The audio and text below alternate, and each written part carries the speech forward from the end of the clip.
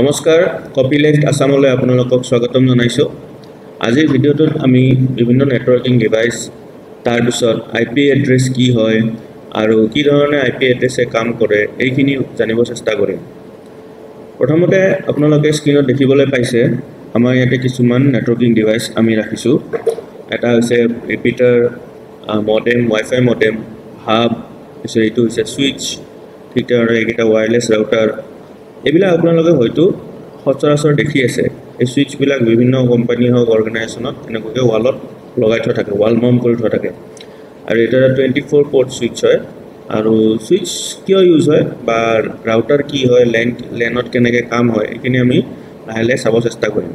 এতিয়া চাওক, এইটো এটা সচৰাচৰ আমি দেখিবলৈ পোৱা এটা নেটৱৰ্ক, দুটা নেটৱৰ্ক আছে ইয়াতে। এটা হৈছে এইটো নেটৱৰ্ক আৰু এটা হৈছে এইটো নেটৱৰ্ক। ইয়াতে চাওক আপুনি, ইয়াতে PC1 ৰ পৰা PC5 লৈকে আছে আৰু ইয়াতে PC1 ৰ পৰা PC5 লৈকে আছে, বাট দুটা বেলেগ বেলেগ নেটৱৰ্কত আছে। আমি সচৰাচৰ দুটা নেটৱৰ্ক কানেক্ট কৰিবলৈ আমি গেটৱে ইউজ কৰোঁ। এনেধৰণে বহুত গেটৱে ইউজ কৰি পেলাই নেটৱৰ্কবিলাক কানেক্ট কৰা হয়। সাপোজ আপোনাৰ যদি এইটো নেটৱৰ্ক যদি ধৰি লওক আপুনি কোনোবা এখন কলেজৰ, সাপোজ আমাৰ গুৱাহাটীৰে কটন কলেজৰ, সাপোজ এইখন নেটৱৰ্ক, এইটো কটন কলেজৰ মেইন ইণ্টাৰনেটৰ নেটৱৰ্ক আৰু এইটো হৈছে সাপোজ ধৰি লওক আপুনি বি বৰুৱা কলেজৰ নেটৱৰ্ক। তো এই দুটা কলেজৰ নেটৱৰ্ক যদি আমি কানেক্ট কৰিব লাগে তেতিয়াহ'লে আমাক গেটৱে এটা লাগিব আৰু গেটৱেটোৰে লেন ৱায়াৰ ইউজ কৰি আমি দুটা নেটৱৰ্ক কানেক্ট কৰিব পাৰিম। এইটো চাওক, এই যিটো ডিভাইচৰ কথা কৈ আছোঁ, এইটো ডিভাইচ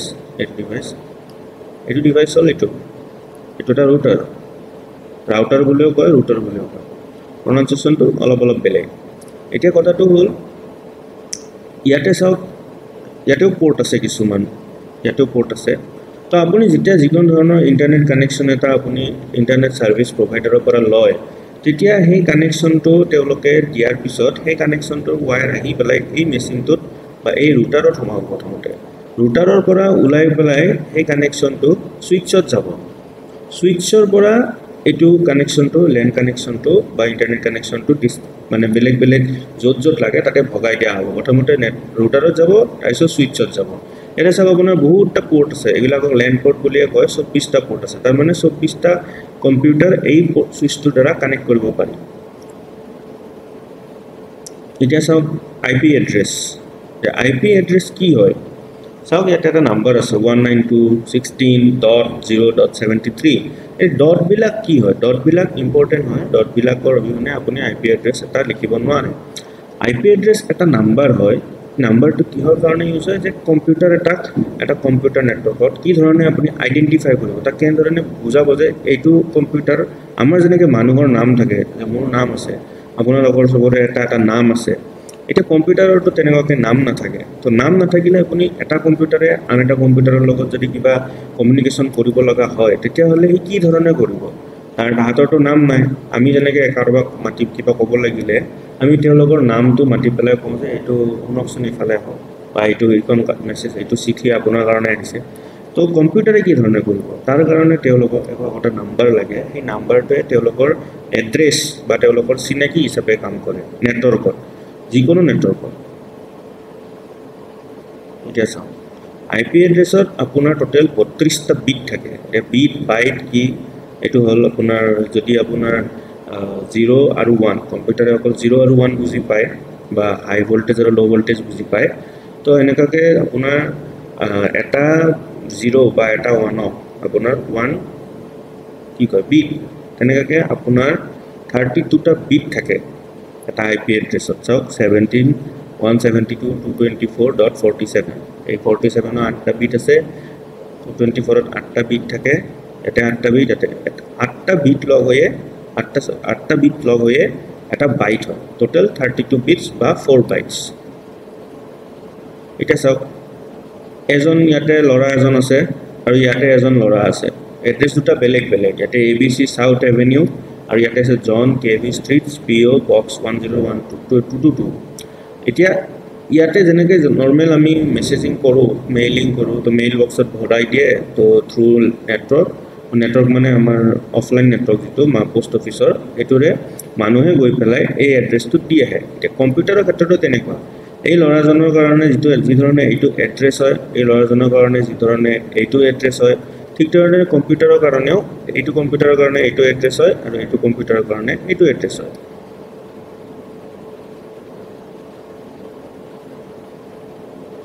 এটা চাওক আমাৰ আইপি এড্ৰেছৰ যিখন মেনু থাকে সবৰে হয়তো ল্যাপটপ বা কম্পিউটাৰ আপোনালোকে কেতিয়াবা দেখিছেই ইয়াতে আপোনাৰ এই আইপি এড্ৰেছটো ইয়াতে দিয়া থাকে 192.168 তেনেকুৱাকে এটা সাবনেট মাস্ক থাকে আৰু এটা ডিফল্ট গেটৱে থাকে গেটৱে মানে এই যে প্ৰথম এটা দেখাইছিলো ডিভাইস এইটোৰ কথা কৈছে এই গেটৱেটোৰ আইপি এড্ৰেছটোৰ কথা কৈছে এই গেটৱেটোৰ দ্বাৰা যত আমি এইটো গেটৱেটোৰ দ্বাৰা তাৰপিছত এইটো এটা ডিএনএছ সাৰ্ভাৰ কি এইটো পিছত কৈ আছো তো ইয়াতে আইপি এড্ৰেছ দেখিছে আপুনি আইপি এড্ৰেছটো আপুনি এডিট কৰিব পাৰে হয়তো ইয়াতে 4 আছে আপুনি 10 দিব পাৰে যেটো আপোনাৰ ৰেঞ্জ থাকে যিমান ৰেঞ্জলৈকে আপোনাক দিয়া আছে আইপি এড্ৰেছ সিমান ৰেঞ্জলৈকে আপুনি দিব পাৰে এতিয়া চাওক টোটাল আপোনাৰ কি ধৰণৰ আইপি এড্ৰেছ আছে class A class B class C class D class E ইয়াতে ক্লাস A মানে কি যিবিলাক সৰু অৰ্গানাইজেচন আছে সৰু অৰ্গানাইজেচন বিলাকৰ কাৰণে ক্লাস A নেটৱৰ্ক আপোনালোকে ইউজ কৰিব পাৰে আৰু আমি নৰমালি যিবিলাক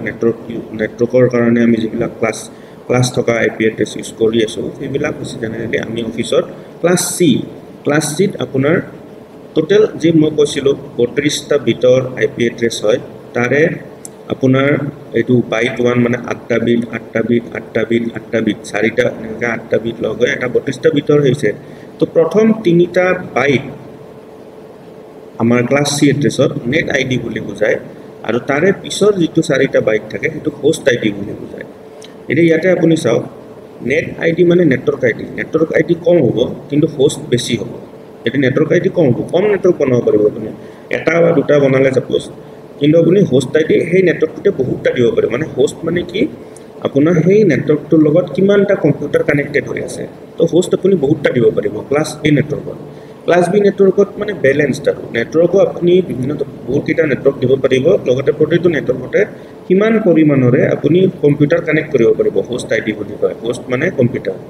ঠিক তেনেদৰে ক্লাস C কি হয় যে নেটৱৰ্ক আইডি নেটৱৰ্ক বহুত বনাব পাৰিব আৰু প্ৰতিটো নেটৱৰ্কত কিন্তু হোষ্ট কমকে থাকিব ইমানো বেছি নাথাকে তো তেনেকুৱাকে ক্লাস D টো মাল্টিকাস্ট এড্ৰেছিংৰ কাৰণে ৰখা হৈছে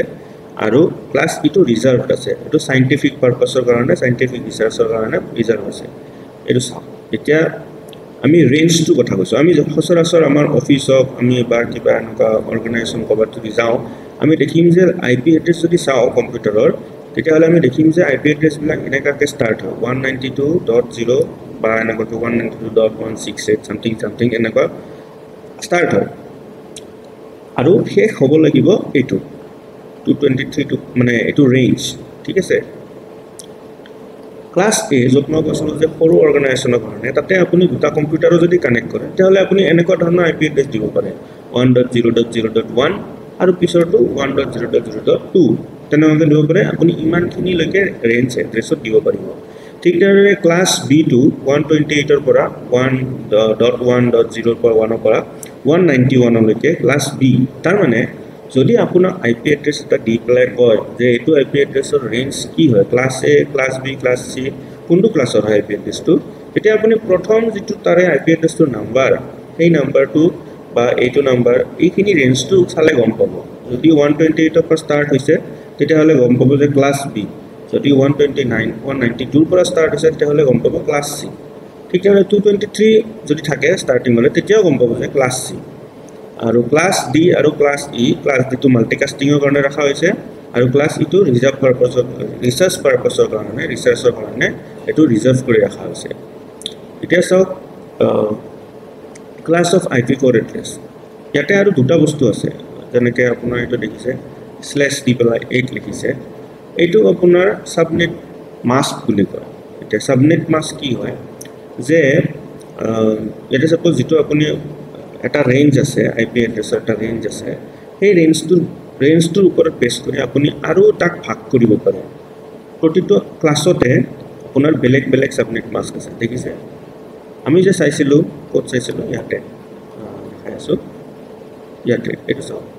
সাবনেট মাস্ক 255.255.255.0 এই বস্তুটো চেঞ্জ হয় এই বস্তুতে আৰু আপুনি কিমান হোষ্ট ইউজ কৰিব পাৰিব হেতু বঢ়াব পাৰিব এটা চাওক আপোনাৰ 255.255.0.0 তাৰমানে আপোনাৰ প্লাছ বি আৰু যদি গোটেই তিনিটা 255 আছে লাষ্টৰটো হয়তো 0 বা 1 128 130 যেনে সৰি 128 125 এনেকুৱা যদি থাকে তেতিয়াহ'লে আপুনি গম পাব যে সেইটো /24 তাৰ মানে আপোনাৰ সাবনেট মাস্কিং হৈছে /24 বা 8 আৰু ইয়াতে ক্লাছ ডি আৰু ক্লাছ ই আপোনাৰ সাবনেট মাস্কিংৰ এই বস্তুটো এপ্লিকেবল নহয় এটা চাওক মই আজি ভিডিওটো থুলমুলকৈ ক'ব চেষ্টা কৰিছো কাৰণ ইমান ইন ডেপথত যাব খোজা নাই আপোনাৰ একচুয়ালি ইন্টাৰনেটৰ যেটো মানে কানেকচন সেইটো কানেকচনটোত বস্তুবিলাকৰ ডেলিভাৰী আৰু বস্তুবিলাক সেন্ডিং বস্তুবিলাক এটা আমি পঠাও বা তাক ৰিসিভ কৰো তেতিয়া কিছুমান লেয়াৰত কাম হয় আপুনি যেতিয়া আমি এটো ফিজিক্যালি দেখা নাপাও কিন্তু এটো লজিক্যাল বস্তু হয় লেয়াৰ কি হয় যে আপুনি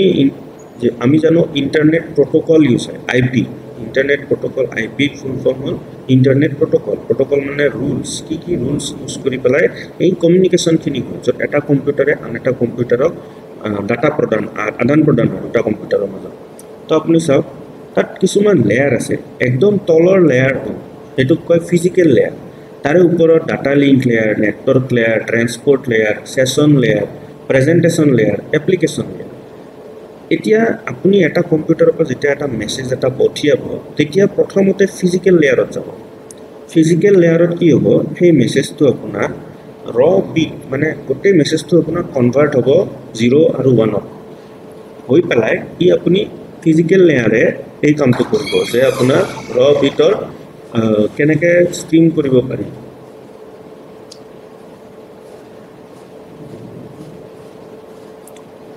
তো ট্ৰান্সমিট কৰিবৰ কাৰণে ৰ বিট এটা কেনে ধৰণে স্ট্ৰিম কৰিব পাৰি যদি আপুনি এটো চাই ইয়াতে এটা বিট ললে 10 বা 1 যিকোনো এটা বিট লৈ পেলাই আপুনি তাৰ পিছত এই লেয়াৰটোৱে ফিজিক্যাল লেয়াৰটোৱে ডাটা লিংক লেয়াৰলৈকে এটো পঠিয়াব তো ডাটা লিংক লেয়াৰত কেনে ধৰণে পঠিয়াব ডাটা লিংক লেয়াৰে কেনেকৈ গম পাব যে এটো কি নেটৱৰ্ক হয় বা কি ডাটা হয় যে ইহতে কি ফৰমেটত মানে ডাটাটো যে গৈছে 0 আৰু 1 এটো কি ফৰমেটত নেটৱৰ্কত ঘুৰিব হেতু বস্তু ডাটা লিংক লেয়াৰে ডিসাইড কৰিব কি ফৰমেটত তাৰ পিছত আহিল আপোনাৰ নেটৱৰ্ক লেয়াৰে ডিসাইড কৰিব যে কোনটো ফিজিক্যাল পাথ মানে হল ৰাস্তা কোনটো ফিজিক্যাল ৰাস্তা এই ডাটাখিনি যিখিনি আমাৰ নেটৱৰ্ক লেয়াৰৰ ডাটা লিংক লেয়াৰলৈকে পাইছে এইখিনি ডাটা কি পাথত মানে আমাৰ যিটো নেটৱৰ্ক আছে নেটৱৰ্কটো ঘুৰিব নেটৱৰ্কটো লব মানে কোনটো পাথত মানে এটা ডিসটেন্স এটা যাব লাগিব তো সেই ডিসটেন্সটো কি ধৰণে কোনটো পাথত যাব আইছত আছিল ট্ৰান্সপোৰ্ট লেয়াৰে কি কৰে টিসিপি আৰু ইউডিপি টিসিপি মানে কি হল ট্ৰান্সমিশন কন্ট্ৰোল প্ৰটোকল কি ধৰণে ট্ৰান্সমিশনটো হ'ব তাক প্ৰটোকল এটা আছে যে তাক কেনেকৈ কন্ট্ৰোল কৰিব আৰু ইউডিপি হল মানে ইউজাৰ ডেটাগ্ৰাম প্ৰটোকল ইউজাৰৰ এই দুটা বস্তু কোনবা এটা ইউজাৰ যদি জেনাৰেলি আমাৰ টিসিপি টো ইউজ হয় তো ট্ৰান্সপোৰ্ট লেয়াৰে কি কৰে এই যিকোনো দুটাৰ এটা প্ৰটোকল ইউজ কৰি পেলাই ডাটাটো ট্ৰান্সপোৰ্ট কৰিব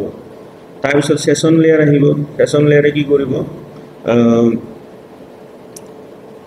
সেশন লেয়াৰ কিহৰ কাৰণে মানে ৰেসপন্সিবল হয় যে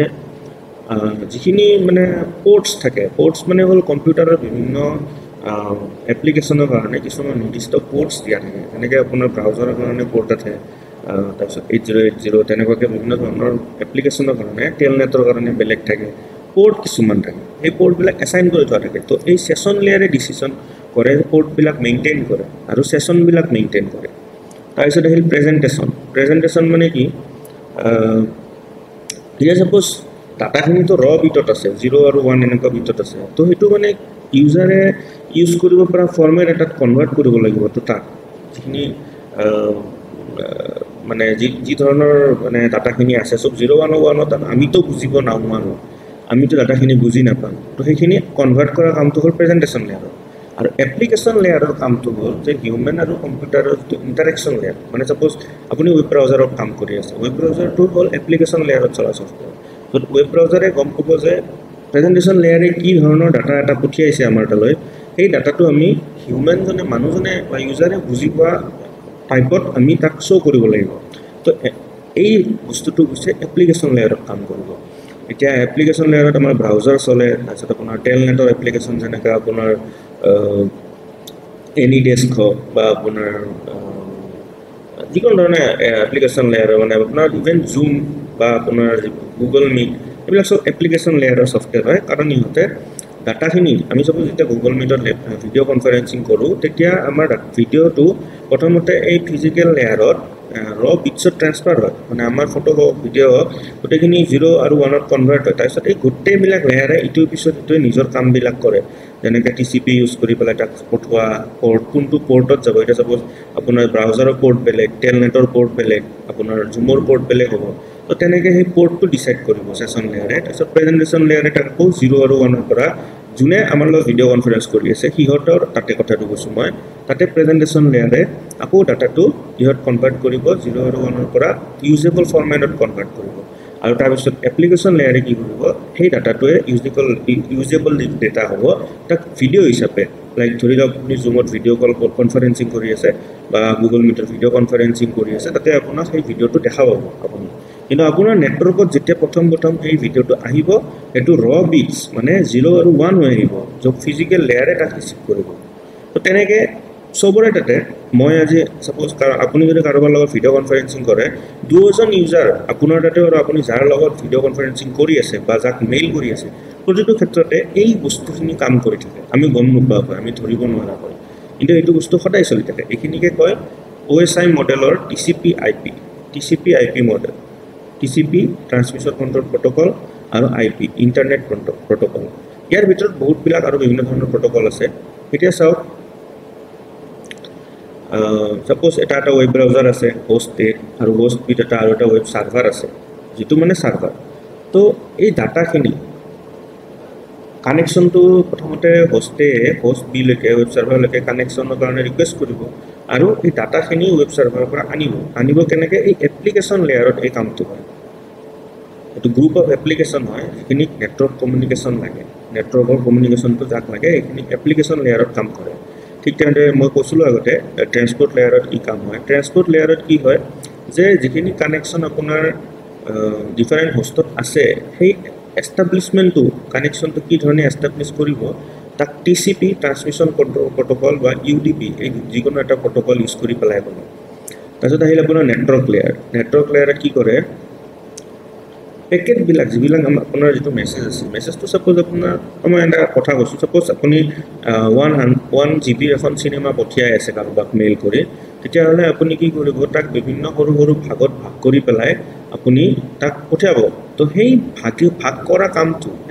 কামটো পেকেটিং কৰা বুলি কয় সৰু পেকেট মই জাষ্ট এক্সাম্পল এটা দিছোঁ এটা চিনেমা এখন 1 GB চিনেমা এখন ধৰি পেলাই কিন্তু একজেক্টলি তেনেকুৱা নহয় সৰু পেকেটতো যাব পাৰে যদি আমি যেনেকৈ আমি এটা সাপোজ 100 KB এটা যদি ফাইলক পঠিয়াওঁ সেই ফাইলটো পঠিয়াওঁতেও আমাৰ সেনেকুৱাকৈ সৰু ভাগ হৈ পেলাই বস্তুটো যাব পাৰে তো এই পেকেটবিলাক যি ধৰণে যাব চিৰিয়েলি যাব 1ৰ পৰা 10লৈকে সাপোজ মই চিনেমাখন সৰু ভাগ কৰি পঠালোঁ 10কে 100লৈকে 10টা ভাগ কৰি পঠিয়ালোঁ ই চিৰিয়েলি যাব লাগিব তাতে যেতিয়া য'ত ৰিচিভ কৰিব লাইক এইটো হোষ্টত যেতিয়া ৰিচিভ কৰিব ইয়াতেও সি প্ৰথমতে ইয়াৰ পৰা যদি 0ৰ পৰা গৈছে 100লৈকে ই প্ৰথমতে 100 নম্বৰটো ৰিচিভ কৰিব 0টোৰ পৰা পঠিয়াইছিলোঁ গতিকে প্ৰথমতে 0টো ৰিচিভ কৰিব আৰু লাষ্টত সি ইয়াৰে 100টো ৰিচিভ কৰিব তাৰপিছত ই গোটেই মানে ফাইলটো সি একলগ কৰিব ঠিক আছে ডাটা লিংক লেয়াৰ আছে ডাটা লিংক লেয়াৰে কি কৰে যে